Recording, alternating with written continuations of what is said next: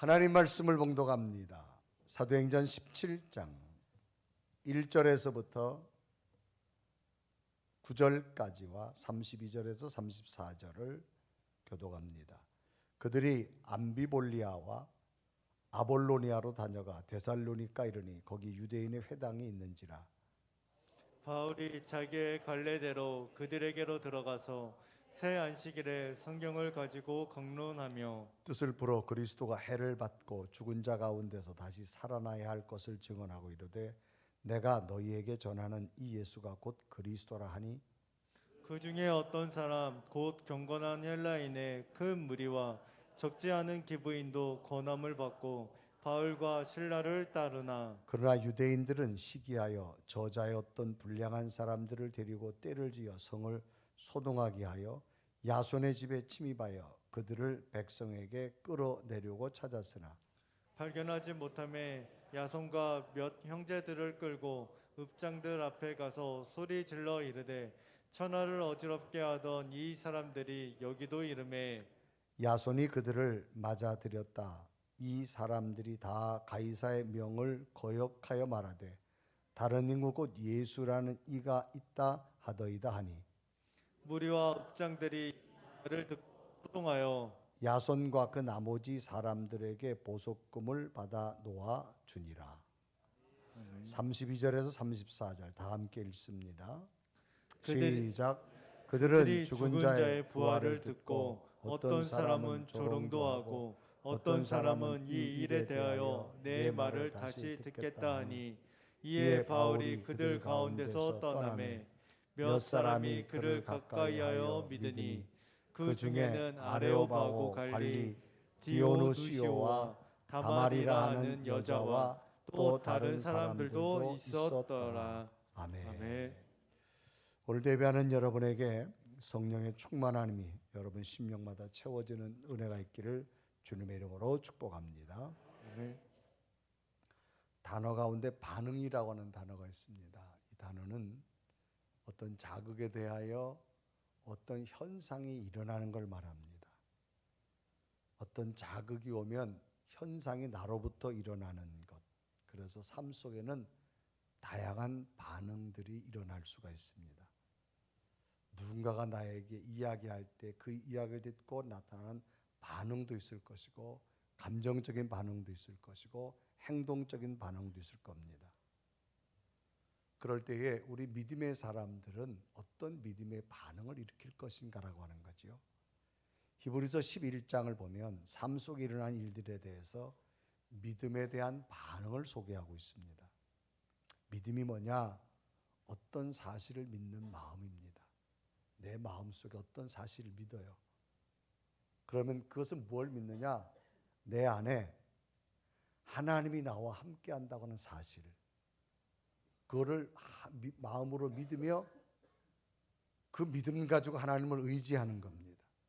그리고 그 하나님을 신뢰하는 것을 믿음이라 그렇게 말합니다.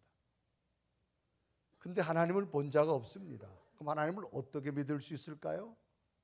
어떻게 하나님을 나와 함께 한다는 사실을 인지할 수 있을까요? 보이지 않는 것을 사람은 잘 믿으려고 하지 않습니다. 그래서 성경은 구체적으로 말합니다. 성경 말씀에 기록되어진 하나님의 말씀 행하신 것을 통하여서 우리는 하나님을 알 수 있고 그 하나님을 내 마음속에 굳게 믿을 수 있다라고 말합니다.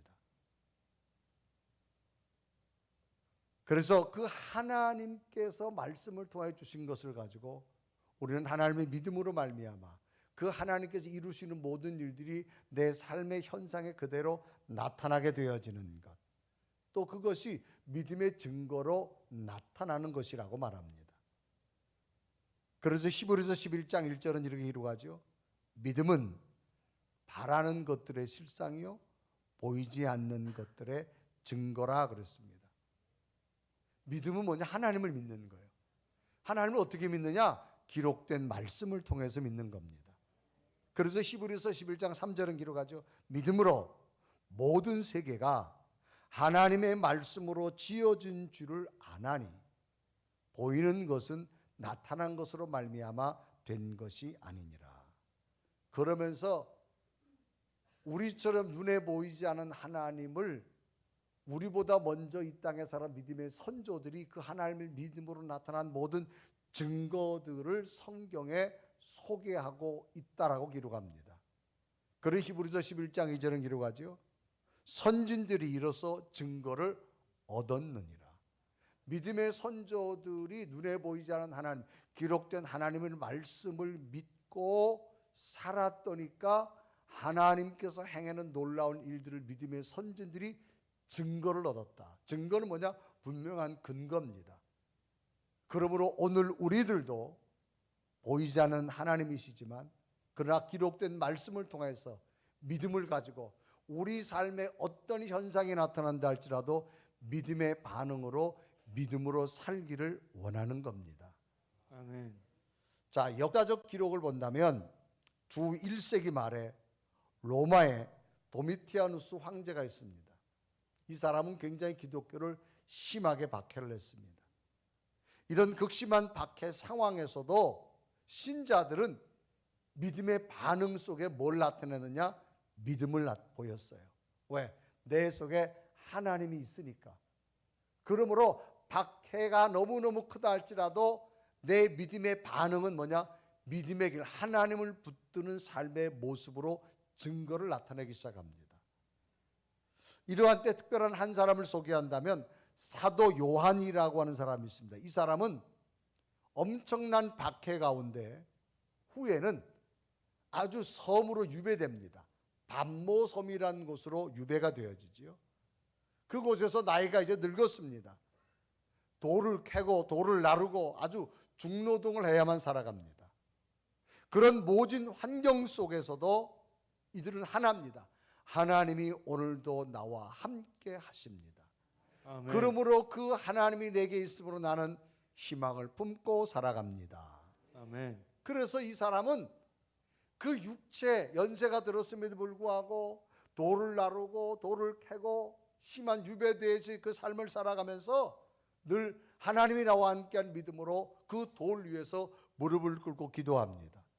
그러다 보니까 그 돌 위에서 기도하다 보니 무릎에 굳은 살이 배겼어요. 그래서 사람들은 그에게 별칭을 붙였습니다. 낙타무릎이라고 하는 별명을 붙여줍니다. 하루는 기도하는 중에 하나님이 열어주는 환상을 보게 됩니다. 그래서 그 요한은 그 하나님이 열어주는 놀라운 환상을 너무나 감격적이어서 글로 쓰게 됩니다. 그때 글로 쓴 것이 오늘 성경에는 요한계시록입니다. 그래서 계시록 1장 1절은 기록하죠. 예수 그리스도의 계시라. 이는 하나님이 그에게 주사 반드시 속히 일어날 일들을 그 종들에게 보이시려고 그의 천사를 그 종 요한에게 보내어 알게 하신 것이라. 그래서 기도 중에 하늘의 환상을 보게 되어지면서 앞으로 되어질 일들을 그가 글로서 기록되어진 것이 바로 요한계시록이라는 겁니다. 당시 이 사도 요한이 처한 현실은 너무나 힘들고 고통스러웠지만 너무나도 강한 하나님을 의지하는 믿음이 사도 요한 속에 있었기 때문에 심한 박해와 고통 가운데서도 그의 믿음의 반응은 흔들림이 없었습니다. 믿음을 지켰습니다. 이런 의미로 오늘 우리들의 믿음을 한번 본다면 오늘 우리들도 하나님을 본 적 없습니다.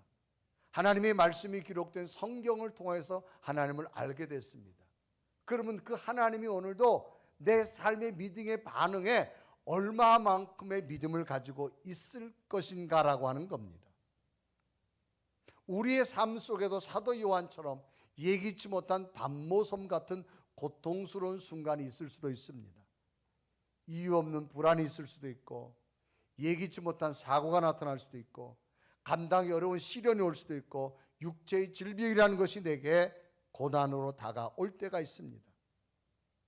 상황과 문제의 차이는 있지만 인생의 위기는 누구에게나 온다라고 하는 사실입니다. 밤모섬 같은 고난은 누구에게나 올 수 있다는 사실입니다. 이럴 때 우리의 믿음의 반응은 어떻게 보일 거냐 그 말입니다. 대부분의 사람들은 고난과 시련이 닥치면 어떻게 해서든지 그 상황을 피하려고 합니다. 자기 힘으로든 타인의 힘으로든 그 고난 속에서 피해서 탈피하려고 하지요. 그런데 위기는 탈피한다고 탈피되는 것이 아닙니다. 고난은 하나의 장애물과 같습니다. 장애물 경주를 보면 한 장애물 넘었다고 그냥 평지가 있는 것이 아니라 또 다음 장애물이 있습니다. 또 다음 장애물이 있습니다. 그 위기라고 하는 것은, 어떤 고난이라는 것은 한 번만 지나갔다가 되는 것이 아니라 내 인생에 수없이 반복되어져서 올 수밖에 없다라는 겁니다. 이럴 때 내 믿음의 반응은 어떻게 될 거냐 그 말입니다. 그 고난 속에서 무엇을 발견하고 어떤 하나님의 의미를 찾을까? 그래서 오히려 고난 속에서 하나님의 의미를 찾고 하나님과 관계가 더 가까워질 수 있는 사람도 있습니다. 오늘 우리의 신앙과 삶 속에도 사도 요한이 걷던 이 밤모섬 같은 고난이 있다 할지라도 이 고난 속에서 우리의 믿음이 더 하나님을 붙든다면 우리가 알지 못한 새로운 하늘이 열리는 환상이 보여질 것이고, 아멘. 앞으로 펼쳐질 모든 일들 가운데 하나님의 약속이 일어나게 될 줄로 믿습니다. 아멘. 오늘 성경 본문도 성령의 인도를 따라 복음 사역을 감당하는 사도 바울의 모습입니다. 그런데 놀랍게도 수많은 환경을 만나지만 바울의 믿음의 반응은 한 가지입니다. 언제나 내 속에 예수 그리스도가 함께 하십니다. 이랬을 때 바울 속에 나타나는 믿음의 열매는 뭐냐? 하나님이 이루어 가시더라는 겁니다.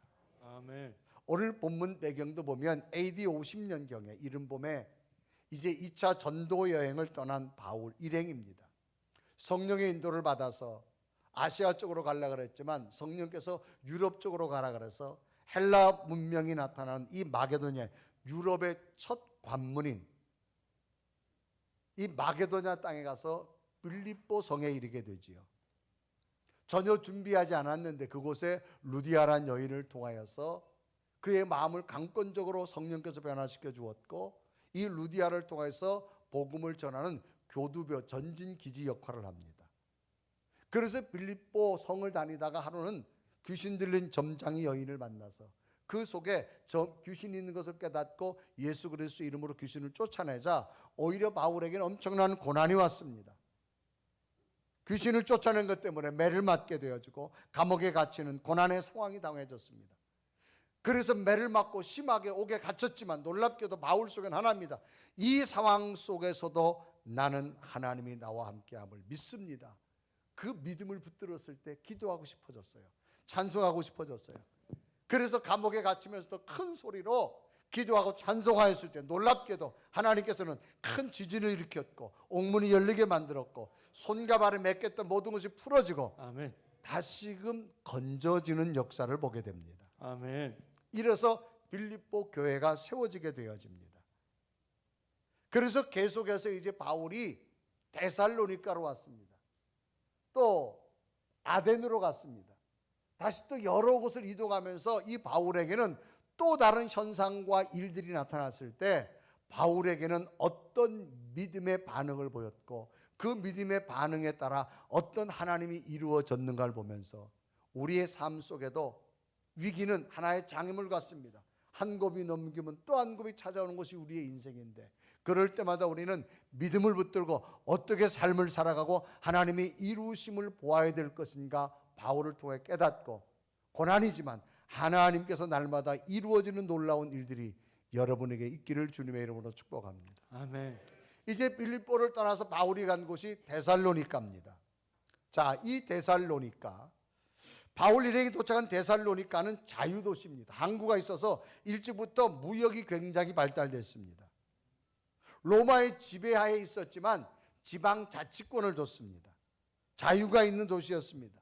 그래서 5명의 지도자를 줘, 행정 책임자를 줘가지고 그 5명의 행정 책임자들이 로마의 황제 아래에 있었지만 스스로 통치하는 그런 곳이 바로 이 데살로니가입니다.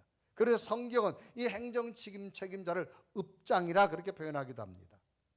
그래서 일찍부터 유대인들이 자리를 잡고 있어서 유대인의 삶을 살아갑니다. 유대인들이 가는 곳마다 꼭 그들은 회당을 지었지요. 그래서 바울이 이 데살로니가에 갔는데 회당이 있어서 그곳에서 하나님의 말씀을 증거하게 되어집니다. 그런 성경 본문 사도행전 17장 1절과 2절은 이렇게 기록하지요. 그들이 앞비볼리아와 아볼로니아로 다녀가 데살로니가 이르니 거기 유대인의 회당이 있는지라. 바울이 자기 관례대로 그들에게 들어가서 새 안식일에 성경을 가지고 강론하며 그랬습니다. 정통 유대인들은 구약만 믿습니다. 신약을 믿지 않습니다. 그래서 구약의 메시아를 아직도 기다립니다. 그런데 사도 바울이 가서 증거하는 건 뭐냐? 여러분이 기다리는 메시아가 왔습니다. 그분이 바로 예수 그리스도입니다. 그분 여러분의 죄를 위해 죽으셨고 부활하셨습니다. 지금도 나와 동행합니다. 이 예수 그리스도의 부활을 증거하고 하나님 말씀을 증거합니다. 그런데 유대인들은 받아들일 수가 없습니다. 그래서 사도행전 17장 3절에 이루어가죠. 뜻을 풀어 그리스도가 해를 받고 죽은 자 가운데서 다시 살아나야 할 것을 증언하고 이르되 내가 너에게 전하는 이 예수가 곧 그리스도라. 이 예수가 구원자라는 겁니다. 여러분들이 기다리는 구원자라는 겁니다. 메시아라는 겁니다. 이럴 때에 경건한 자들은 바울이 전하는 이 구원자라고 하는 말을 받아들이는데 대체적으로 많은 유대인들이 이 바울이 전하는 이 구원자라고 하는, 심지어는 이 바울이 전하는 예수 그리스도에 대해서 다른 교리 또 다른 종교와 같이 이야기합니다. 그래서 많은 유대인들이 받아들이지 아니하고 오히려 이 바울을 시기하면서 심지어는 불량배들을 선동해 가지고 회당에서 바울을 끌어내려고 그러고 또 더 나아가서는 일찍 예수님의 제자가 되었던 사람 집에 가가지고 막 침입해서 바울을 끄집어내려고 합니다.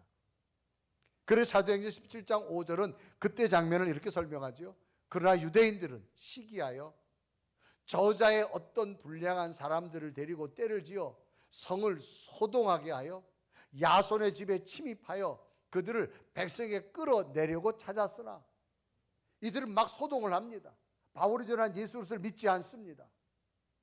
그래서 일찍 예수 그리스도를 믿었던 야손의 집에 바울이 은둔해서 거기 있을 때에 침입했대. 침입이란 말은 뭐예요? 그냥 들어가는 겁니다. 들어오라는 것도 아닙니다. 침범하게 들어가서 이 바울 일행을 끄집어내려고 합니다.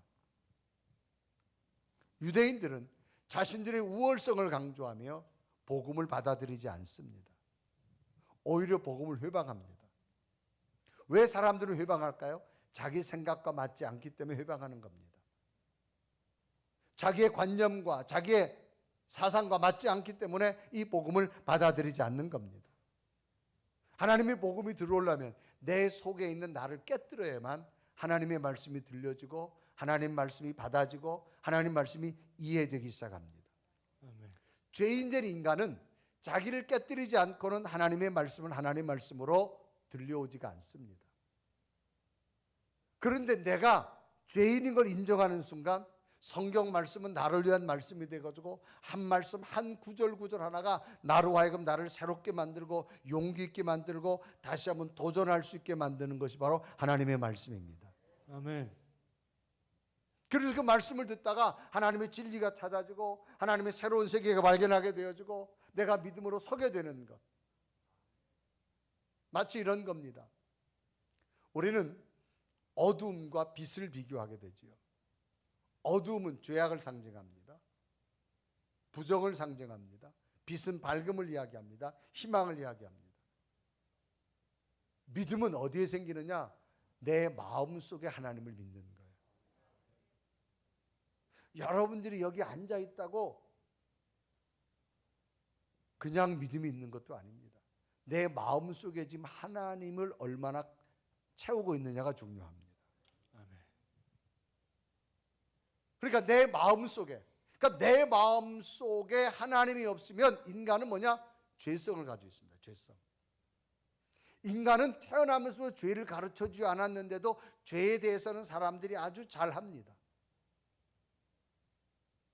그래서 죄성을 가지고 있습니다. 어두운 마음이죠. 마음이 어두우면 잘 안 보입니다. 여러분들이 빛이 있으니까 보이는 거예요. 빛이 없으면 안 보여요. 있는 것도 못 찾습니다. 그런데 성경은 예수 그리스도를 빛이라고 소개합니다. 빛이 들어오면 어둠은 떠나가게 돼 있어요. 그러니까 예수 그리스도가 내 마음속에 들어오고 나니까 어둠이 떠나가는 거예요. 그러니까 뭐가 보이기 시작하는? 새로운 것이 시작합니다. 그전에 보이지 않던 것이 여기 컵도 있네, 여기 마이크도 있네, 여기 책도 있네. 어둠은 보일 수가 없습니다. 빛이 들어오면 보여지기 시작합니다. 그러니까 우리가 은혜가 충만할 때는요, 사람이 어두면 찾아오는 것이 불안함입니다. 두려움입니다. 공포가 나타납니다. 그런데 밝으면 두려움도 사라집니다. 공포도 사라집니다. 걱정도 사라집니다. 내 속에 빛이 들어오고 나면, 하나님의 은혜의 빛이 들어오고 나면 그동안 몰랐는데 새로운 것이 보여지기 시작합니다. 이것도 감사하고, 이것도 감사하고, 이것도 은혜고, 이것도 은혜고. 그러니까 하나님의 빛이 내 마음속에 들어오는 그 순간부터 우리는 뭐냐? 새로운 것을 발견하기 시작합니다. 아멘. 그래서 은혜가 충만하면 이것도 감사하고, 이것도 기쁘고, 아멘. 이것도 감격이고. 아멘. 그런데 은혜가 빛이 떠나보세요. 이것도 기분 나쁘고, 저것도 속상하고, 이것도 화나는 일이고, 저것도 화나는 일이고. 그러니까 빛이 있는 것과 빛이 없는 것 차이는 엄청난 큰 차이입니다. 사도 바울도 빛이 없던 삶이었습니다. 그런데 예수 그리스도의 부활을 만나고 나니까 자기 마음속에 빛이 들어왔어요. 그러나서 담대하게 지금 어둠에 있는 자들에게 하나님 말씀을 증거하는 겁니다. 여러분들이 기다리는 분이 바로 예수 그리스도입니다. 그분이 구원자고 그분이 메시아입니다. 그런 얘기입니다. 그런데 어둠에 있던 자들이 이 바울의 말을 수용하지 않습니다. 오히려 회방합니다. 자기 생각에 맞지 않으니까. 그래 불량배를 동원해가지고 막 바울을 찾습니다. 바울이 야손이라는 사람 집에 가 있는 줄 알고 그 집에 강제로 침입해가지고 거기서 막 이 바울을 찾지만 찾을 수가 없었습니다. 이때 장면이 사도행전 17장 5절과 6절은 기록하죠. 그러나 유대인들은 찌기하여 저자의 어떤 양한 사람들을 데리고 떼를 지어 성을 요동하게 하여 야손의 집에 침입하여 그들을 백성에게 끌어내려고 찾았으나 발견하지 못하며 야손과 및 형제들을 끌고 읍장들 앞에 가서 소리질러 이르되 천하를 어지럽게 하던 이 사람들을 여기도 있다. 쉽게 말하면 이 사람들은 바울의 말을 수용하지 않고 어떤 경우와 어떤 식도 없던 법도 없습니다. 막무가내입니다. 그래서 바울을 막 찾으려고 합니다. 방해가 시작됐습니다. 심지어는 고발해서 이 행정 책임자들, 이 5개 통치기로 되어 있는 가운데 읍장 한 사람을 갖다가 소개해서 막 소동한다 그렇게 말하죠.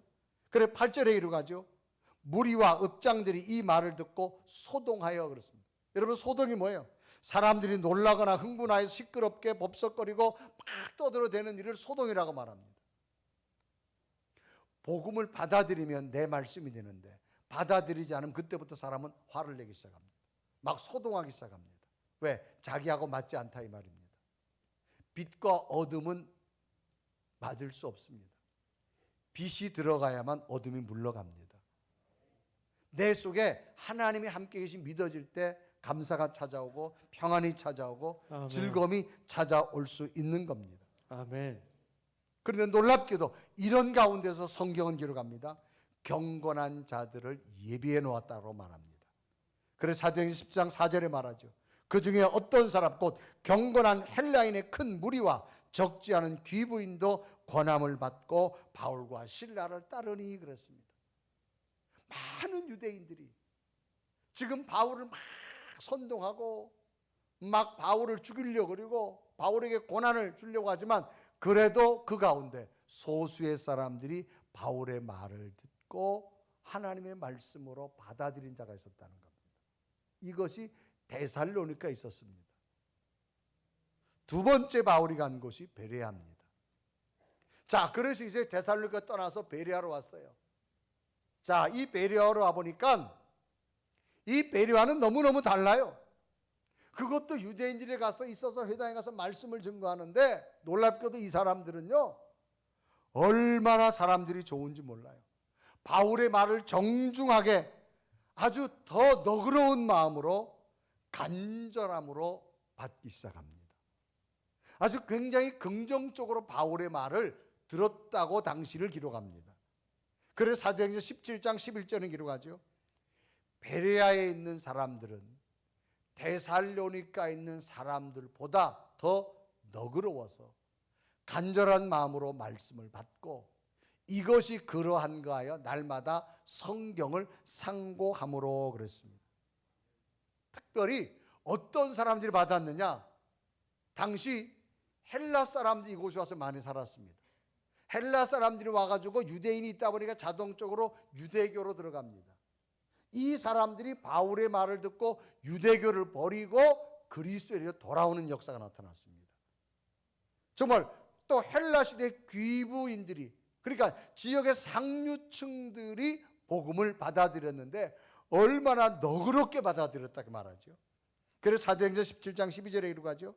그 중에 믿는 사람이 많고 또 헬라의 귀부인들과 남자가 적지 아니하나 그랬습니다. 상류 사회에 있으면서도 사회에 영향을 끼치는 사람들이 복음을 어떻게 받았느냐? 아주 인품이 좋게 너그럽게 받아들였어요. 그래서 이 데살로니가에 있는 사람들하고는 전혀 달랐어요. 그들은 막 바울을 모함하고 죽이려고 자기 생각에 안 맞는다가 화를 내면서 막 침입까지 했는데 이 놀랍게도 베레아 사람들은 아주 신사적입니다. 자기 가슴을 다 열고 특히 상류층의 사람들이 더더욱이나 마음을 열고 이 바울의 말을 아주 수용하게 되어졌어요. 자, 이 바울의 입장에서 보면 얼마나 감사할 일이에요. 데살로니가에 가서는 막 도망 나오다시피 베레아로 왔는데 베레아에 와보니까 그것도 상류층의 사람들이 유대교에 있던 사람들마저도 헬라 사람들이 다시금 귀부인들과 더불어 자기 말씀을 잘 듣고 나니까 얼마나 감사하겠어요. 그러니까 바울이 하나님 감사합니다 뭐 그렇게 말했겠죠. 잘 될 줄 알았어요. 그런데 어떤 일이 생겼느냐? 데살로니가에 있는 사람들이 바울이 베레아에 가서 또 복음을 증거한다니까 여기에 소동을 일으켰던 사람들이 베레아까지 쫓아왔어요. 쫓아와가지고 여기서 소동을 또 피워요. 여러분, 악한 사람들은 계속 악해지나 봐. 자기 동네도 아니요. 남의 동네까지 와가지고 복음을 회방하기 시작합니다. 그래서 사도행전 17장 13절은 기록하죠. 데살로니가에 있는 유대인들은 바울이 하나님의 말씀을 베레아에서도 전한다는 줄을 알고 거기도 가서 무리를 움직여 소동하게 하거늘.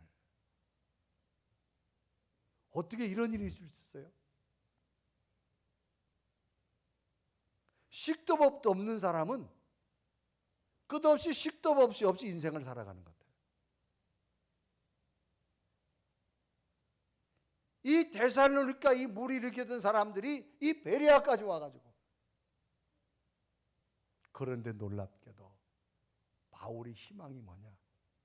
막 회방했지만 그 가운데서도 말씀을 듣고 성경을 읽는 자들이 많아졌다는 거예요. 아멘. 그래서 사도행전 17장 11절은 아주 이렇게 기록하죠.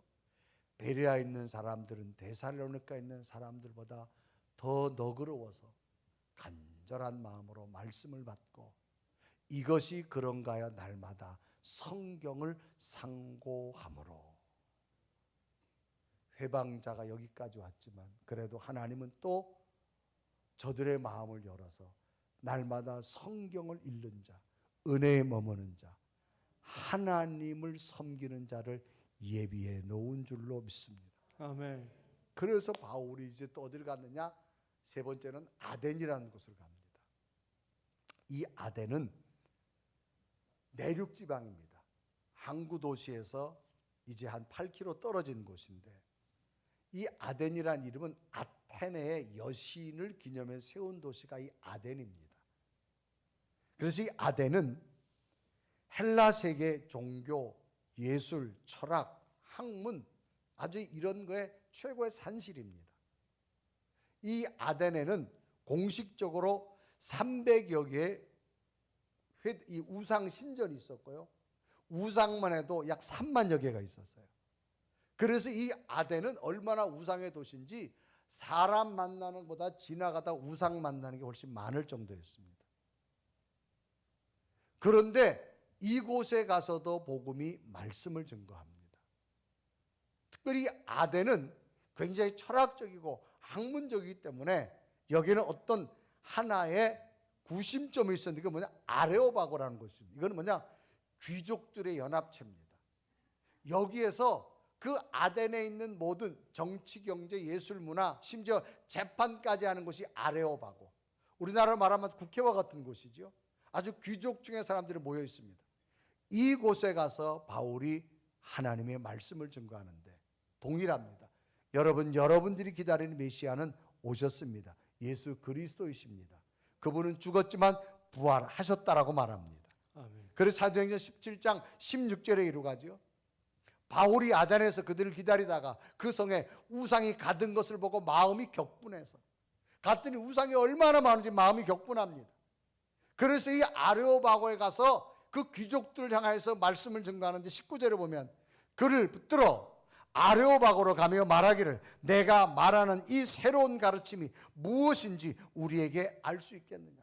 바울이 부활을 증거하니까 자기들이 믿던 구약의 메시지하고 전혀 새로운 겁니다. 그래서 새로운 가르침이라는 말을 씁니다. 그러자 놀랍게도 조롱하는 자도 있었지만 그 조롱하는 자들 가운데 바울의 말을 받아들이는 자가 있었습니다. 그래서 사도행전 17장 32절은 기록하죠. 그들이 죽은 자의 부활을 듣고 어떤 사람은 조롱하고 어떤 사람은 이 일에 대해서 내 말을 듣겠다 하니라고 말합니다. 그 바울이 귀족들의 어떤 의결 공동체인 아레오바고에 가서 연설을 했는데, 여러분, 예수 그리스도 메시아는 하나님의 아들 예수 그리스도입니다. 그분은 죄를 위해 죽으셨고 부활하셨습니다. 새로운 가르침이라고 조롱했지만 그러나 소수의 사람들은 그 우상이 많은 그곳에서도 바울의 말을 듣고 바울의 말을 가르침을 따르는 자가 있었다라고 하는 겁니다. 그래서 사도행전 17장 34절에 이루어가죠. 몇 사람이 그를 가까이하여 믿으니 그 중에는 아레오바고 관리 디오누시오와 다말이라는 여자와 또 다른 사람들도 있었더라. 그 우상이 많은 아덴 곳에도 조롱하는 자가 있었지만 하나님의 말씀을 증거하죠. 언제나 하나님은 복음의 씨앗을 통해서 그 씨앗이 자랄 수 있도록 열매를 만들 수 있도록 예비된 사람들이 있었다는 사실입니다. 하나님은 하나님의 방법으로 반드시 이루어 가십니다. 아멘. 바울이 데살로니가 갔지만 예상치 못한 일이 생겼어요. 사람들이 막 모함하고 바울을 죽이려고 합니다. 그런데 그 중에서도 헬라파에 속한 귀부인들이 있었고 예수 믿겠다고 나온 사람이 있었습니다. 이때 장면이 사도행전 17장 12절. 그 중에 믿는 사람이 많고 또 헬라의 귀부인과 남자가 적지 아니하나 베리아를 가도 상류사의 사람들이 있었고 아데노아도 우상의 도시였지만 그곳에서도 아레오바고의 관리의 마음을 하나님 움직여 놓았고 다른 여인과 소수의 사람들이 이 아덴에서도 예수 그리스도를 믿는 기적 같은 일들이 일어나게 되어졌다고 하는 겁니다. 자, 바울의 선교 일정은 정말 빛이 하나 보이지 않는 깜깜한 곳을 향하여 달려가는 곳입니다. 그러나 하나님의 인도함은 깜깜이었지만 빛을 가져가니까 바울이 걸어가는 걸음걸음마다 새로운 것이 보이기 시작하였고 새로운 것을 준비해 놓게 되어졌고 새로운 것을 이루어가는 하나님의 기적을 보게 되어졌다고 하는 사실입니다. 아멘. 인생은 두 개로 비유할 수 있습니다. 하나는 애벌레같이 살아가는 인생이 있고 하나는 나비같이 살아가는 인생이 있습니다. 애벌레는 땅을 기어다닙니다. 그러다 보니까 나무가지도 힘들게 넘어가야 되고 작은 바위 하나도 돌도 힘들게 넘어가야 됩니다. 그런데 나비가 되어지면 이제 애벌레에서 나비가 되어지면 넘어다닐 필요 없습니다.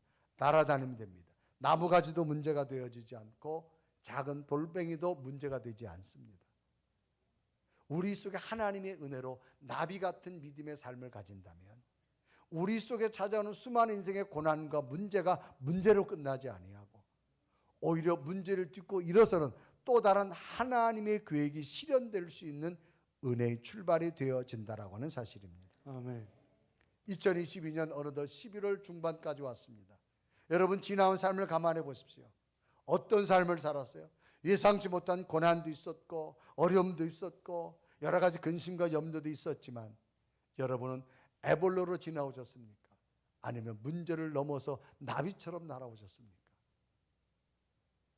오늘 우리에게 다시 필요한 믿음이 있다면 어떤 고난도 믿음을 가지고 내가 변화되어져서 그리스도의 사람으로 나비처럼 날아간다면 하나님은 새로운 것을 준비해 놓으실 것이고 아멘. 하나님의 약속이 이루어 주실 줄로 믿습니다. 아멘. 3년 전에 저희 교회가 필리핀의 갓바시라고 하는 곳에다가 저희들이 고등학교를 하나를 건축을 했습니다. 예전에는 필리핀이 10학년까지 되어 있었습니다. 10년제인데 세계가 거의 12학년제입니다. 우리나라도 초등학교 6년, 중학교 3년, 또 고등학교 12학년제인데 필리핀만은 10학년 제도가 있었습니다. 그래서 일찍 사회 세계 나가니까 이게 경쟁력이 되지 않아서 2학년제를 더 늘려가지고 시니어 하이스쿨 해서 12학년제를 만들면서 10학년에서 11학년, 12학년제를 만들어서 시니어 고등학교, 시니어 하이스쿨이라고 해서 정부에서 새로 학제를 바꿨습니다. 그러던 중에 이곳에 유치원서부터 초등학교, 중학교, 고등학교, 신학교까지 운영하는 선교사님이 이제 시니어 하이스쿨이 생겨서 이거를 해야 되는데 이 학교를 지어줄 교회가 없는 거예요. 그러던 중에 저희 교회가 학교를 건축을 했습니다. 그래서 3년 전에 건축을 하면서 문제는 이제 학생들을 모집해야 돼요. 그래서 건축이 끝나고 저희들이 2년 전에 봉헌식을 하고 단기 선교를 마치고 왔는데 학생 모집을 시작하려고 했는데 코로나가 터졌습니다. 학생들을 모집해야 돼요. 왜? 학생들을 모집하면 시니어 하이스쿨은 정부에서 지원금을 줍니다. 학생 숫자에 따라서. 그래서 저희들이 교실이 200명 목표로 교실을 여러 칸을 3층으로 지어준 거예요. 그런데 학생들을 모집할 수가 없는 거예요. 코로나 상황에. 정부 지원은 받아야 되고. 그런데 놀랍게도요. 필리핀이 이번 주부터 코로나가 풀리고 학생들이 학교로 와서 수업을 하게 됩니다. 근데 놀랍게도 그 코로나 기간에도 학생들이요 200명 정원이 넘었어요. 아멘. 야, 정말 하나님의 은혜고요. 그 학생들이 막 몰려오는 거예요. 참 좋은 게 이 분이엘 시니어 하이스쿨은요 교실마다 다 에어컨을 틀어줘요. 여러분들이 다 놓아준 거예요. 그러니까 다른 학교가 없어요. 그러니까 애들이 굉장히 시원하고요. 사립학교지만. 그래서 아이들이 얼마나 그곳에서 기쁘게 수업하고 좋은지요. 그러면서 이 선교사님이 하나 간증은 뭐냐? 시니어 하이스쿨을 만들면서 학교에 컴퓨터 전산화를 그때 했대요. 그전에 없었는데 전산화를 했는데 그것 때문에 코로나를 견뎠다는 거예요. 코로나가 터지면서 무슨 일이 생겼느냐? 대면 수업을 못 하잖아요. 온라인 수업을 해야 되니까 컴퓨터 시스템이 구축 안 된 학교는 거의 다 폐교할 정도고 온라인 시스템이 된 이 학교는 온라인 수업이 시작하는 거예요. 아멘. 그러니까 지나고 나니까 하나님이 어쩌면 그렇게 이루어가며 맞추었을까라고 하는 거예요. 그러면서 이 학생들이 하여간 제가 방문하면서 보니까 굉장히 얼굴도 밝고요. 학생들도 얼마나 열렬한지. 이제는 200명이 넘었고 이 학생들이 분이엘 교회 감사하다고 아주 그냥 그 사진 한번 보면 그 여자분이 그 학교 교장 선생님이에요. 교장 선생님인데 그 한번 보여줄까요? 네. 동영상을 한번 틀어줄까요? 뭐라고 말하는지.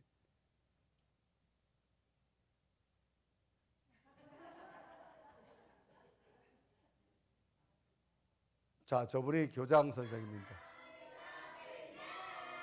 감사합니다 분해이라고 말하는 거예요. 예. 또 다른 교실에서도 보면 학생들이 아주 얼마나 밝고 한지, 그러니까 너무너무 고맙다는 것 뿐일 거예요. 그래서 선교사님이 저한테 이런 얘기를 해요. 목사님, 학생이 200명이 넘어서 이제 교실이 모자란데 어떡하냐고 묻더라고. 그러지 애를 낳았으면 책임지지 않겠어? 여러분, 하나님은요, 우리가 예상치 못했지만 이루어 가시는 하나님. 아멘. 순간순간 고비가 있다 할지라도 고비 속에서 이루어 가시는 하나님.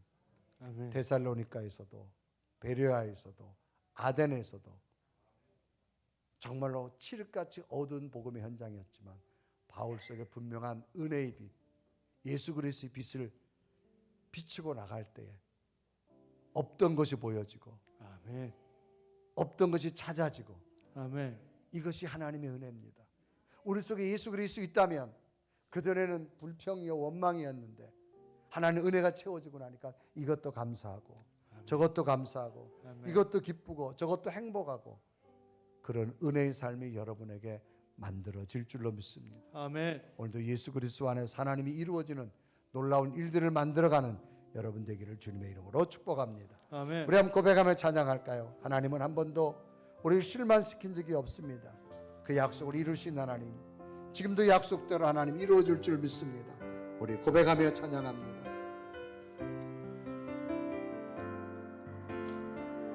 하나님 한 번도 나를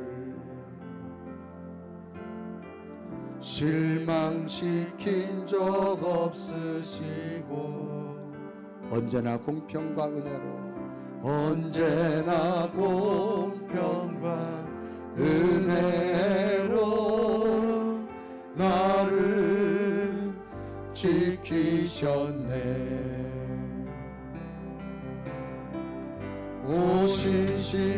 오신실하신 주,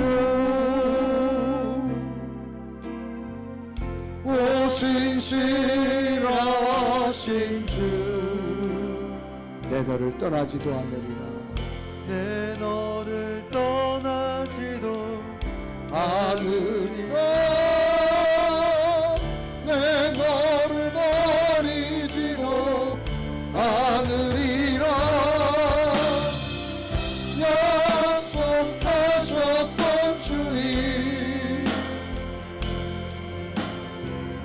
그 약속을 지키사 이후로도 영원토록 나를 지키시리라 확신하네. 우리 한번 다 같이 두 눈을 감으시고, 하나님은 한 번도 약속을 어긴 적이 없습니다. 오늘도 우리 가슴 속에 예수 그리스도의 분명한 신앙을 가지고, 은혜를 가지고, 예수 그리스도 참된 빛을 가지고 살아가노라면 없던 것이 보이고, 없던 것이 찾아지고, 끝내는 하나님께서 이루어 주시는 그 놀라운 기적을 볼 수 있는 것이 우리의 믿음인데, 주님, 바울이 가는 곳마다 정말 있을 수 없는 일들이 났지만 하나님은 끝내 이루어 주셔서, 하나님께서 바울을 통해 복음의 역사를 이루어 주신 사실을 발견합니다. 주님, 오늘의 삶이 수많은 문제와 근심과 염려 앞에 있다 할지라도 내 속에 예수 그리스도의 은혜의 빛을 붙들고 살아가게 하여 주옵소서. 미처 보지 못한 것 다시 감사로 보게 하시고, 기쁨으로 보게 하시고, 감격으로 보게 하여서 하나님이 한 걸음 한 걸음 이루어가는 놀라운 일들이 우리 믿음 가운데 있게 하여 주옵소서.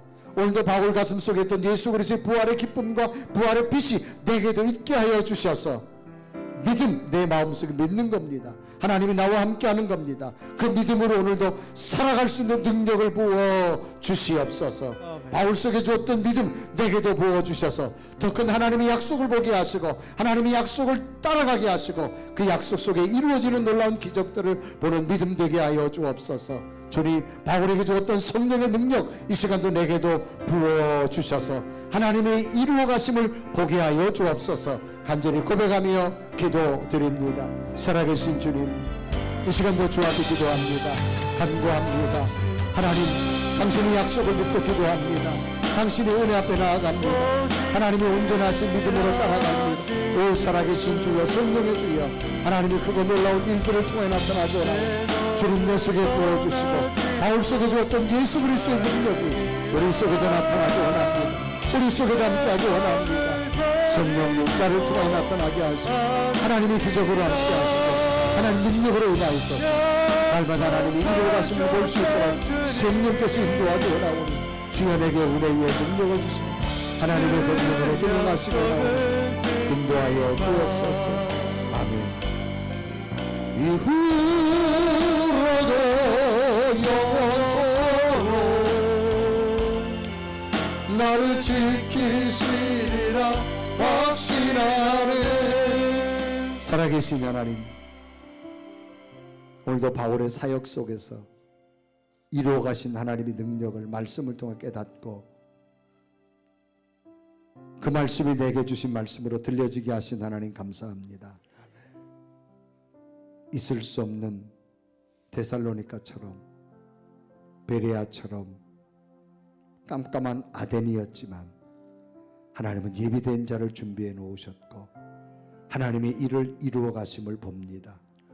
우리 마음속에 하나님이 함께하는 믿음으로 그 은혜의 빛을 가지고 오늘도 살아가면서 미처 은혜로 보지 못했던 것 보기를 원합니다. 은혜로 찾지 못했던 것 찾아지기 원합니다. 감사를 찾게 하시고 감격을 찾게 하시고 하나님의 희망을 찾아가는 믿음 되게 하여 주옵소서. 아멘. 예수 그리스도의 이름으로 간절히 기도드리옵나이다. 아멘.